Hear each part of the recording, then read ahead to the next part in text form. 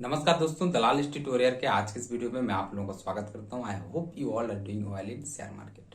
Video को शुरुआत करने से पहले आज 26 जनवरी का ढेर सारी आप लोगों को शुभकामनाएं। और वीडियो को यही कह के शुरुआत करना चाहूंगा कि अगर मेरा आप पुराने व्यूअर्स हैं तो आप लोगों को पता होगा कि मैं पिछले 1.5 साल से एजी ऑप्शन बायर मार्केट के ऊपर कामकाज कर रहा हूँ। और पिछले 2-3 ट्रेड्स हुए हैं जो मैंने आप लोगों के सामने रखा भी है।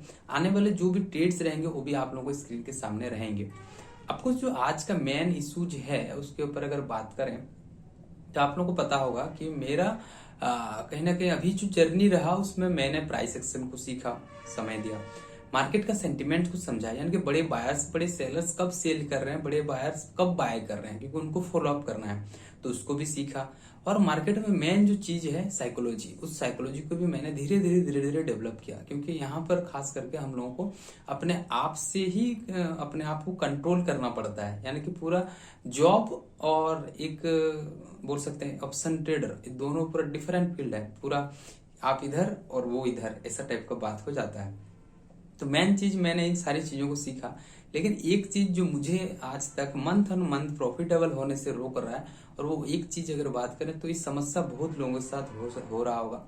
इस चीज को अगर आप लोग ध्यान नहीं दे रहे होंगे, शायद आज मेरा ये वीडियो को देखने के बाद आप लोग ध्यान दें और इसको अगर रखें, तो मेरा पिछला जो 3 ट्रेड रहा आप लोगों को पता होगा कि जो पहला ट्रेड था, मैं एक लॉट के ऊपर ट्रेड करता हूँ, ये आप लोगों को जानकारी होगा। और एक लॉट के ऊपर मैंने मंगलवार का जो दिन था उसमें मैंने करीबन 1700 रुपया का लॉस दिया। Can you imagine that? एक लॉट के ऊपर 1700 रुपया का प्रॉफिट लॉस जो है बहुत बड़ा लॉस होता है। यानी कि कोई भी ऐसा प्राइस एक्शन नहीं है जो एक लॉट के ऊपर आपको 1700 का लॉस लेके चल रहा होता है, कभी नहीं होता है ऐसा। दूसरा दिन मेरा साइकोलॉजी इशू हुआ। दूसरा दिन फिर से मैंने उसी साइकोलॉजी की वजह से मार्केट में फिर 1650 रुपया का लॉस दिया। और तीसरा दिन मार्केट एक्सपायरी का दिन था, अच्छा मूव मैं कैच किया, मेरा प्राइस एक्शन मार्केट में बैक टेस्टिंग अच्छा है और मैंने 2000 की 2100 रुपया का प्रॉफिट भी किया। एक ही लॉट के ऊपर मैंने प्रॉफिट किया था 2100 रुपया का। अब जो मेन चीज निकल के आ रहा है, जो मुझे अभी मंथ ऑन मंथ के लिए रोक रहा है, मैं आज सवेरे से बैठा हुआ था, आज मार्केट भी बंद है, तो कहीं ना कहीं मैं बैक टेस्टिंग कर रहा था और साथ साथ में मैं अपना जर्नल को रीड कर रहा था। जो मेन निकल के आया, अगर देखेंगे, मेरा अभी तक 50,000 52,000 तक का लॉस है, जिसमें से 32,000 का लॉस मेरा सिर्फ बैड एसएल की वजह से है। यानी कि जो भी प्राइस सेक्शन बनता है, अगर एग्जांपल में देखें, एक डब्ल्यू पैटर्न फॉर्म हुआ, मार्केट फॉल हुआ, डब्ल्यू पैटर्न फॉर्म हुआ। अब डब्ल्यू पैटर्न में हम लोग ट्रेड एग्जीक्यूट किए। अगर वो ट्रेड एसएल लेना है, यानी कि मार्केट में प्राइस एक्शन 100% काम नहीं करते हैं, 80% भी अगर आपका थ्योरी स्ट्रेटेजी काम करता है तो बहुत है। अगर वो काम नहीं किया उस दिन तो उसका एक एसएल रहता है, उस एसएल को कट करना जरूरी है। अगर वो एसएल नीचे की ओर आ रहा है, और अगर हम लोग जैसे मैं करता हूँ 5 पॉइंट और फिर वो एसएल को नीचे की ओर आ जाता है, फिर नीचे मुझे कुछ और देखने को लगता है कि नहीं, यहाँ से शायद मार्केट रिवर्स करेगा, तो जो मेरा भी 1000 का लॉस हो रहा है मैं उसको 500 में निकाल लूंगा।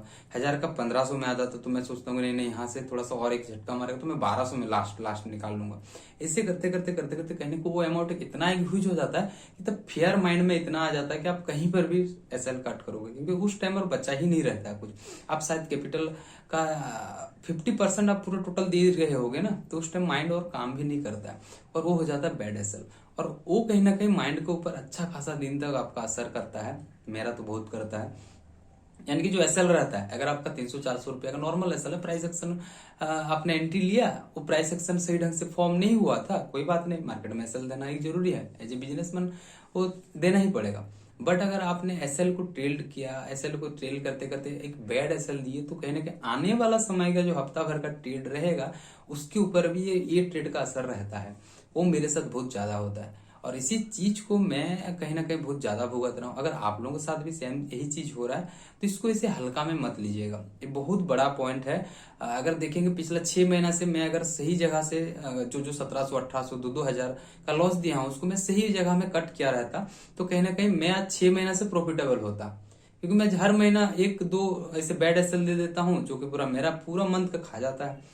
और मेरा वो मेन इशू होके आज खड़ा है। तो क्या करना है, क्या हम लोग को मार्केट छोड़ देना है? नहीं, मार्केट नहीं छोड़ना है। ये चीजों को डेवलप करना पड़ेगा धीरे धीरे। मैं भी डेवलप कर रहा हूँ, आप भी डेवलप करिए, लेकिन इस चीज को हल्का में बिल्कुल मत लीजिए।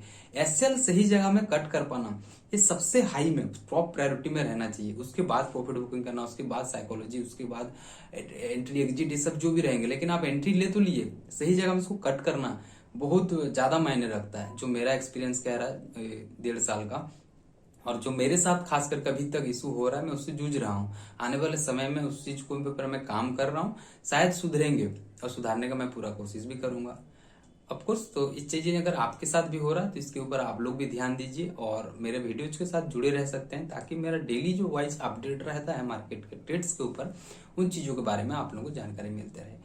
बाकी चीजें हम लोग बात करेंगे कल के नए वीडियो के साथ। तब तक के लिए टाटा एंड गुड बाय।